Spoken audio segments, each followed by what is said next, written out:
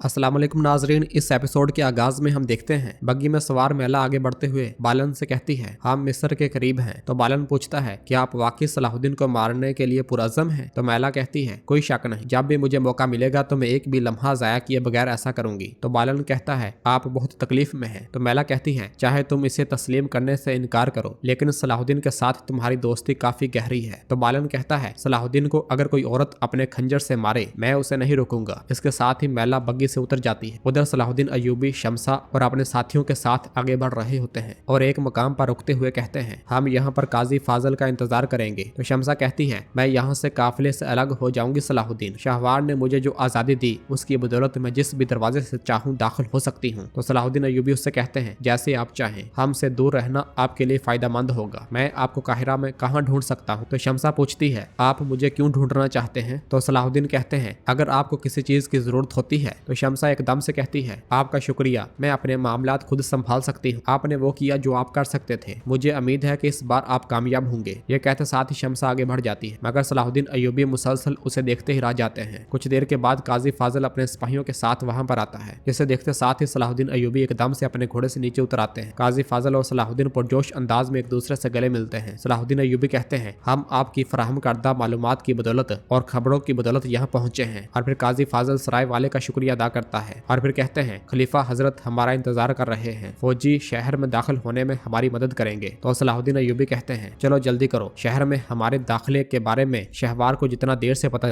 चलेगा उतना ही हमारे लिए बेहतर होगा। तो काजी फाजल कहते हैं, मैंने शमसा को देखा, क्या वो आपके साथ थी? तो सलाहुद्दीन अय्यूबी कहते हैं, जी हाँ, वो हमारे साथ आई थी। वो अपनी माँ को ढूंढते हुए शाम आई थी, बाकी मैं आपको बाद में बताऊंगा। और फिर पूछते हैं, हम शहर में कैसे दाखिल होंगे? तो काजी फाजल कहते हैं, शहर में दाखिल होने का एक ही रास्ता है, लेकिन मुझे नहीं लगता कि आपको यह पसंद आएगा।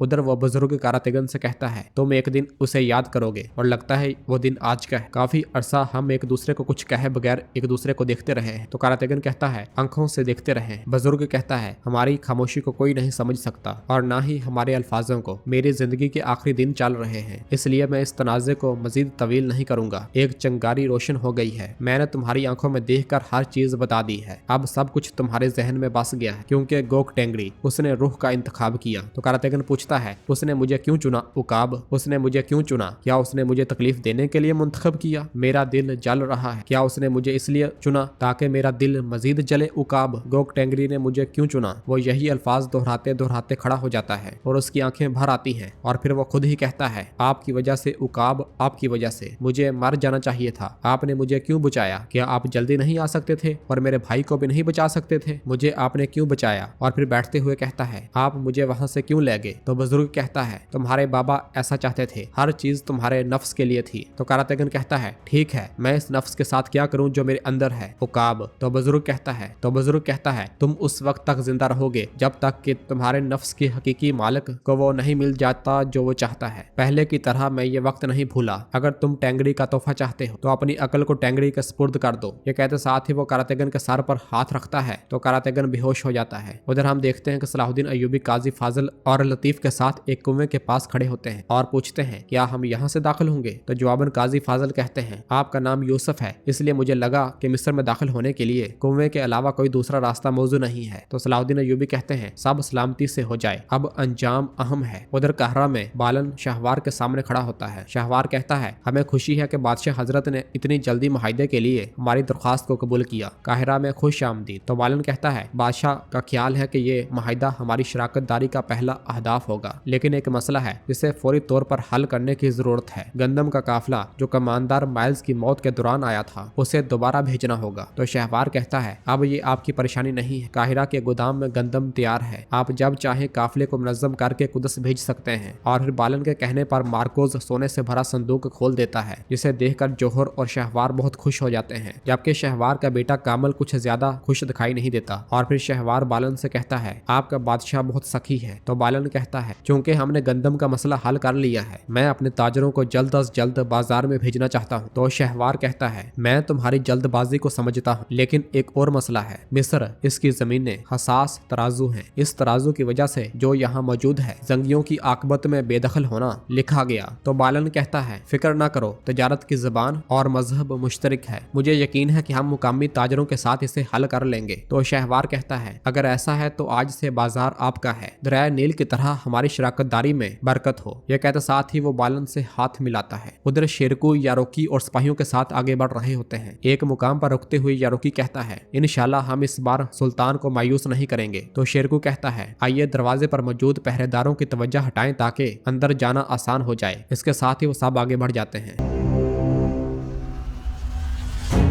काहिरा में सलाहुद्दीन अय्यूबी पर्दे के पीछे मौजूद खलीफा हजरत से कहते हैं, खलीफा हजरत, मैं सुल्तान नूरुद्दीन का सलाम और नेक ख्वाहिशात का पैगाम लाया। तो खलीफा हजरत की आवाज आती है, जंगी से नूरुद्दीन, बगदाद से खलीफा का अजीज नूरुद्दीन, मुजाहिद नूरुद्दीन, उसने कब से हमारी कदर और इज्जत करना शुरू कर दी। तो सलाहुद्दीन अय्यूबी कहते हैं, हमारे सुल्तान मुश्किल वक्त में तनाज़ात को रोकना चाहते हैं, उन्होंने आपको इस बीमारी से बचाने के लिए एक हकीम को भेजा है। तो खलीफा हजरत कहते हैं, ये तमाम हकीम मेरा इलाज नहीं कर सके, क्या ये हकीम मेरा इलाज करेगा। तो सलाहुद्दीन अय्यूबी कहते हैं, जैसा कि आप जानते हैं कि कोई नहीं जानता कि शिफा कब और किसकी तरफ से आती है, लतीफ फितरत में छुपी दवाइयों का माहिर है। तो खलीफा हजरत की आवाज आती है, मैंने तुम्हें यहाँ काजी फाजल के कहने पर कबूल किया है, मैंने वजीर शहवार के साथ अपने ताल्लुकात को खतरे में डाल दिया है, लेकिन इसे इलाज के जरिए यकीनी बनाओ। दूसरी जानब कुदस में गंदम के गोदाम के बाहर सलीबी सिपाही तैनात होते हैं। इसी लम्हे उन्हें तीर आ लगते हैं। अगले ही लम्हे शेरकू सिपाहियों के साथ उन पर धावा बोल देता है। आनन फानन सलीबी कटते ही चले जाते हैं।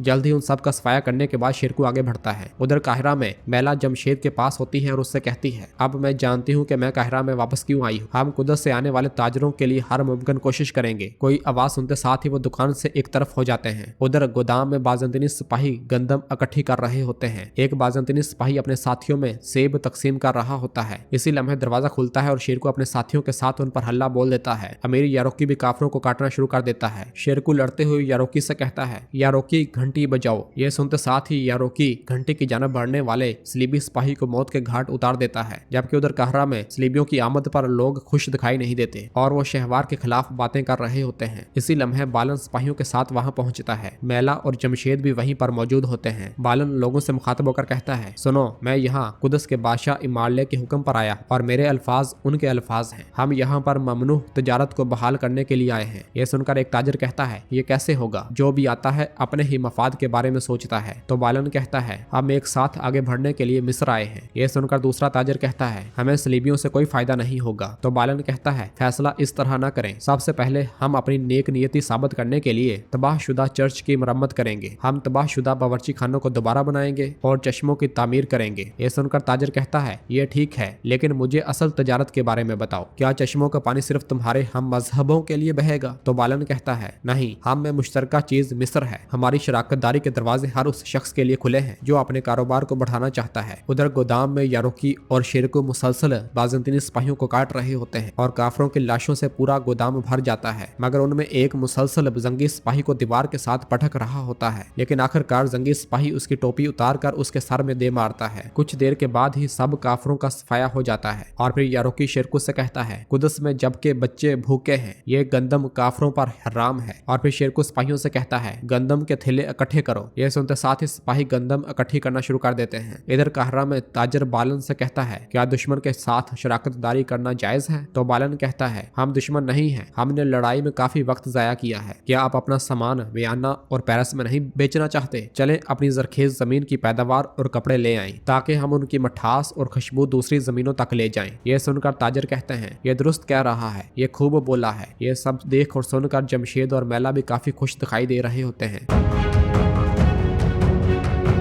तो नाजरीन, इसके साथ ही एपिसोड भी खत्म करते हैं। मिलते हैं बहुत जल्द अगली एपिसोड के साथ। वीडियो को लाइक कर दें और जिन दोस्तों ने अभी तक चैनल सब्सक्राइब नहीं किया वो जल्दी से चैनल सब्सक्राइब कर दे और बेल आइकन यानी घंटी वाले निशान को भी प्रेस कर दे ताकि आने वाले एपिसोड्स आपको आसानी मिल सके। दुआओं में याद रखें। अल्लाह हाफिज।